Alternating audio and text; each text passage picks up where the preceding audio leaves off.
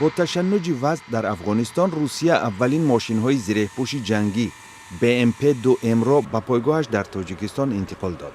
روز پنجشنبه وزارت مدافع روسیه نوار ورود هواپیمای ایل-76 با ماشین‌های زیره‌پوش را پخش کرد.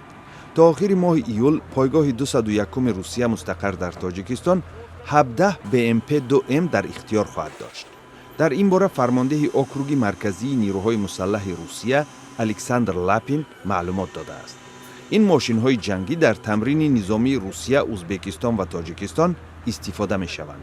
سر از 5 اوگوست تمرین مشترک مقاومت به گروه‌های غیر قانونی آغاز می‌یابد.